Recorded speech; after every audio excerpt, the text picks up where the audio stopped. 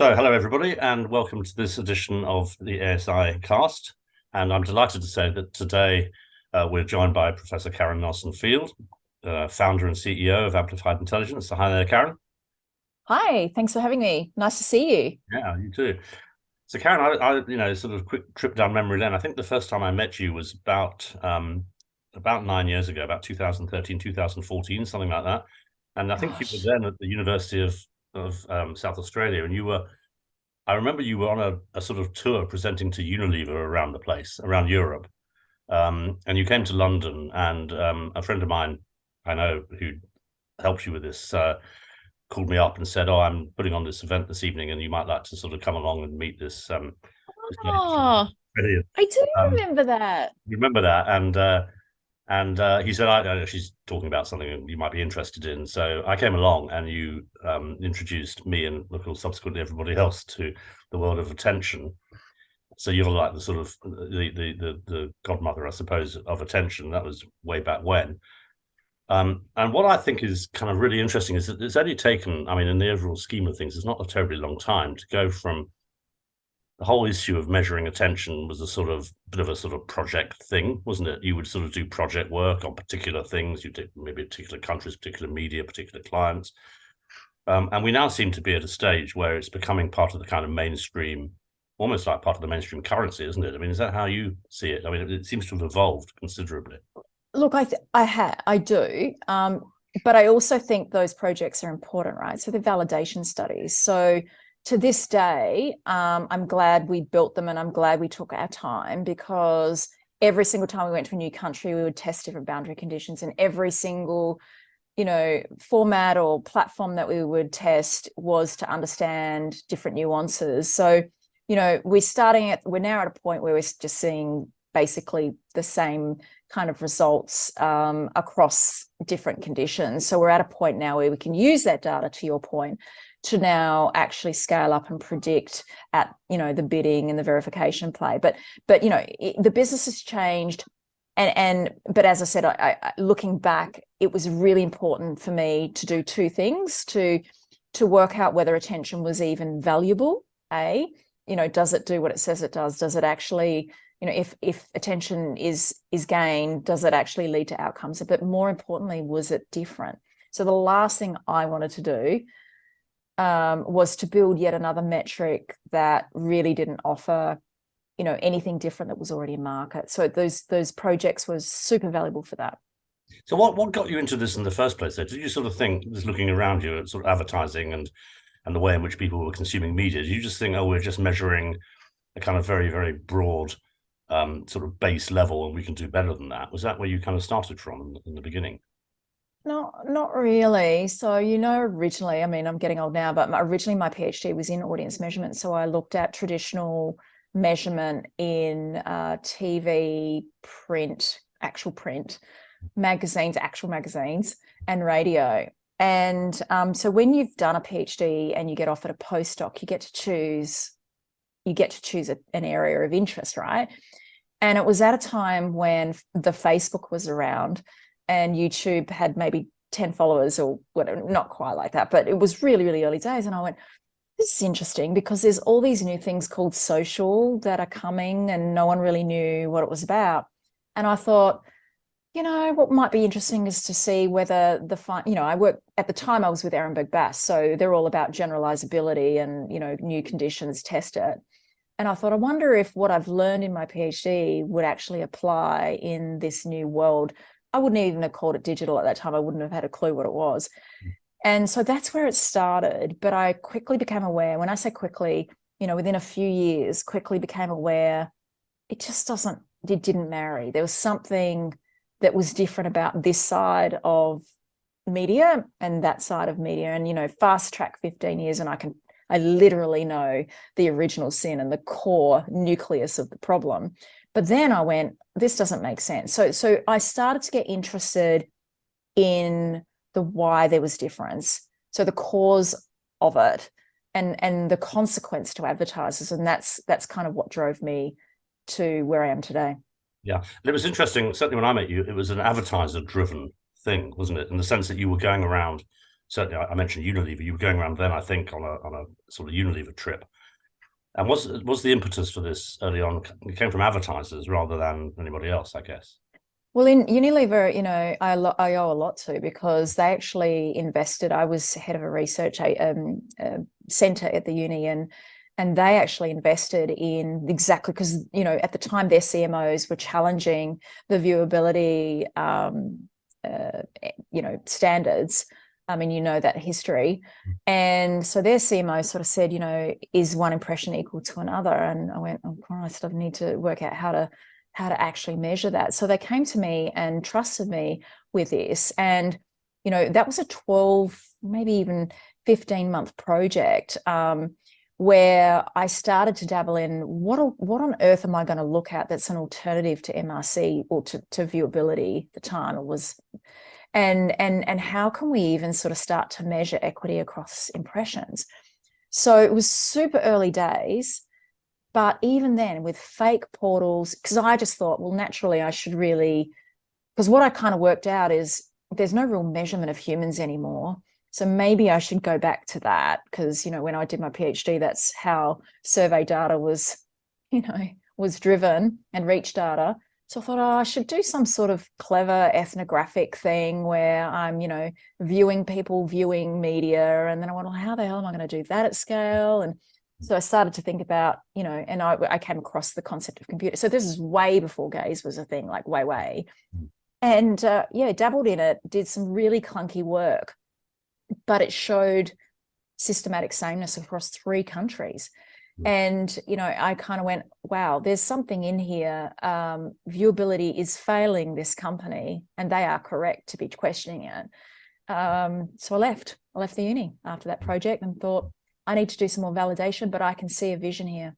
Yeah, I mean, it is worth going through this sort of what people may see as sort of ancient history, because this emerged from, as you say, your original work on audience measurement. I mean, that's what you were doing. You were studying audience measurement. You were an expert in audience measurement, and then you sort of took it on a stage. And it seems to me now that the rest of the industry is kind of catching up with this and saying, for all sorts of reasons, largely driven, I think, by the emergence of digital, of online, I suppose we should say, and the major platforms, and the fact that they are measuring something that is not really open to much verification, and so on and so on and so on. We're now at a stage where the sort of whole basis and structure of the old-fashioned sort of audience measurement is starting to be questioned, just like it was with you, just like you did like 10 years ago.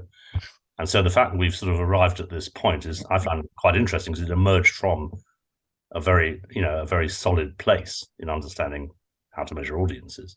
Yeah, it's an interesting one, because what I will say is it's not about just going, oh, here's a metric and here's some outcomes, and therefore we have a measurement solution. For me, it's about understanding it really, really deeply. Call me crazy. But what I do know about understanding it really deeply, which is what is the core problem? How is that relative? How does it work really at grassroots level?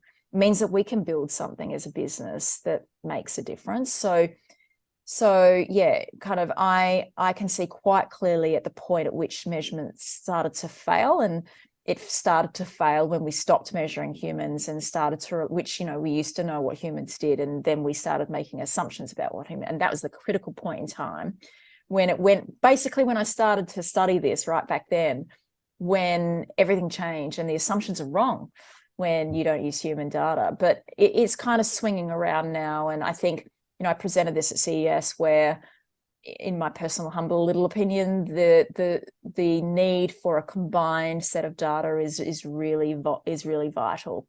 So yeah, it's been fun. What do you mean by a combined set of data? So there's 2 sets of attention data that's sort of dropping in the industry. And for a while there, so where I get a bit cross is, people are still focusing on the definition of attention. The definition of attention has been in literature for years. Where we're struggling as an industry, because that's come from psychology, right, around how people pay attention to stuff. And that's easily defined. What we're struggling with as an industry is the complication around how to operationalize that, right? So there are two types of data that are sort of dropping. One is the human side, which is where we started. So that's done through human panels at scale. I mean, and clearly we live in a scaled world. So a panel of, 500 people, repeat, rinse, repeat isn't going to work, nor does labs or anything like that. So we need a scaled solution to be able to basically film people interacting in real time in their real environment, in their real platforms. And that kind of has now kind of evolved into quite deep technology using, facial detection, facial recognition, pose estimation, gaze-based tracking. And then you have and so that data is basically translated into whether someone's, like I'm looking straight at you right now, I'm actively paying attention to your face. But when I look over here, I'm near you, but I'm not looking at you, right? And then the second type of data is impression data, which is what has been in the industry for a while, which is tagging on the back of creative and understanding time in view and, how many pixels and coverage and scroll speeds and all that sort of stuff. And what we've learned is that, all of those things I just mentioned are indicators of attention, but they're also indicators of non-attention. So when you've got a model based on impression tags alone that doesn't understand in what context and in what formats, what weighting should be applied, it fails. So what we can see now is that but the problem with human data is it's super expensive and hard to scale. Like, you've got hundreds and hundreds of thousands of views, not billions of views, right? So the future of attention economics is using panels as a ground truth. So scaled panels, not small ones, scaled panels that are essentially filming people interacting with platforms and using that as the ground truth because it's highly accurate, because it is actually what people are doing. And then using that as a ground truth to then predict or train, if you like, the impression tags that are running billions of impressions per day, but training them with the right nuances and the right weightings and the right circumstances. Classic example is most people think that a certain size format has the same amount of attention gained on this platform as it does on this platform. It's not at all. So adding the ground truth to the impression data is the future of attention economics. And presumably at some point you're going to have to, one has to assume that not all creatives are the same either, of course. I mean, different types of creative will obviously deliver different levels of attention, or different creative treatments will attract different levels of attention.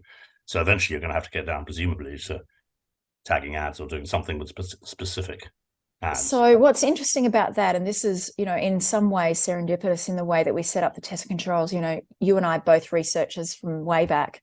So we set up these validation studies so that we'd actually control for creative. So we understand within an inch of its life how platform functionality affects a human's attention. And then when you layer in, because we also collect in the wild data, so we built a system where we could actually replace your ad in your Facebook feed without you knowing, and also have the same ad running in your TikTok feed without you knowing, if you're on TikTok. So it's the way we set up the validation studies from way back that gave us so much information about how to isolate the effects of media. So now we collect, in the wild data all the time from creative. But what we've learned, Brian, is really important. And it's not to say creative isn't important, but it doesn't have the same ability to gain attention as you think. So the platform functionality and the format that it sits within, that it sits within the platform, is the single biggest indicator of how much attention you will gain from your creative.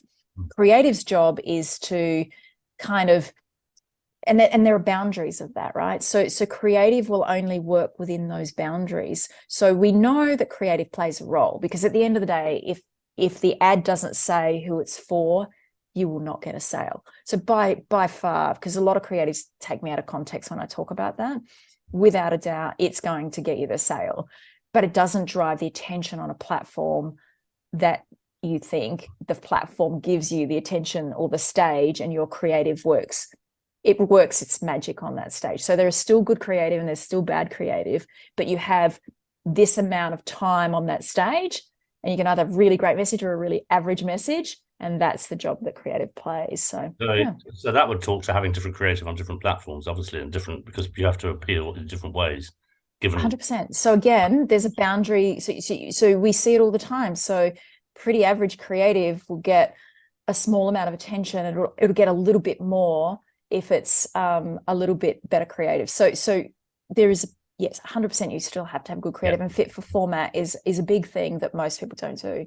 And often it's interesting because that is a lot to do with the branding component too. So they put a standard ad on. I just did a piece a couple of weeks ago where I just took a random 1,000 brands or something, or 1,000 ads, and I could see that in about 80% of the time on web, for example, the branded moment fit or sat at a point when less than 20% of the reach was even looking. So if you think about what that does to your opportunity to even link that brand to you, it's huge. So that comes from a creative play, right? So if you understand how much attention you can get on a general web with an MREC, you can build your creative around it. What do you make of all this talk of, I'll use other people's words, not mine, but alternative currencies? Yeah, the fact that there's a lot of talk now about measuring things in different ways or through different providers. And I mean, is attention, do you see attention sort of being built into these currencies in some way, or? It already is. So it already is. I know it is. But yeah, so it already is, and I love that because I love the fact that we're disaggregating, because I don't believe it will be a currency unto itself, and some of my competitors will just laugh and I don't care, because I actually think its job, I think disaggregating is safer, and I think then each of them validate each other, and whether it's the most cost effective, I don't know, but I don't think one provider can do every single thing in the entire world and then we trust it with its independence, So I love the idea of a disaggregated currency, because I think as technology improves, then the new providers can come in as different measures, beyond attention, to your point of creative. Maybe there's some sort of nuanced AI creative that can be added on top of everything. I love it. It just means that you can build your own, and the globe has an opportunity to not be beholden to 2 or 3 players. But yeah, it's so in CES they're already talking about it being an advanced currency, not an alternative currency. So I think it's coming. It's definitely coming, and that's where I see it playing. And the reality is, if we had one attention currency, I think it would be gamed, and I think what will happen is we'll only have like an advanced viewability version, and it'll be gamed just like viewability is. I mean, that's the trouble, is, I mean, people sort of kind of think that everything is black and white. You have to have only impression data and everything else is rubbish, or only attention data and everything else is rubbish. Whereas the truth is, of course, all these things need to be blended together. I mean, it's the old analogy of you've got to get the ingredients together before you make the cake, and then you can make the cake. Otherwise 100%. So just get the best ingredients and bake the best cake and eat it. Yes. And otherwise you're going to finish up with a crap cake or no cake, Totally. and that's the problem. So it's going to be, I mean, and how do you see, I mean, eventually, of course, what we presumably are striving towards is advertisers or users knowing that if they do a certain thing, go down a certain course, take a certain course of action, whatever it may be, building in attention, not building intent, whatever, that will increase or decrease the likelihood of selling more beans, right? Well, that's presumably what we're aiming towards. So eventually this stuff needs to fit together with some form of econometrics or modeling, or something that measures effect, a business effect. I guess that's how you see it too, right? That's yeah, we do. And when we first started this business, we were quite closed to licensing data, for example, because it can end up with bad actors and it doesn't work. But now we are, all of our data is API'd, and it's a lot more technologically controlled. So we actually are, I'll be honest, we're opening up it to an ecosystem play, which means that we have features that people can use and license in their own stuff.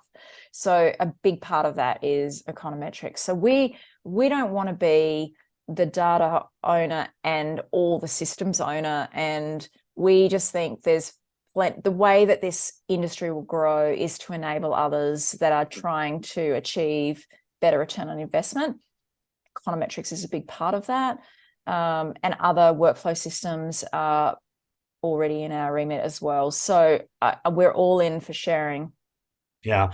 I was listening to a very interesting talk actually yesterday by an analyst over here.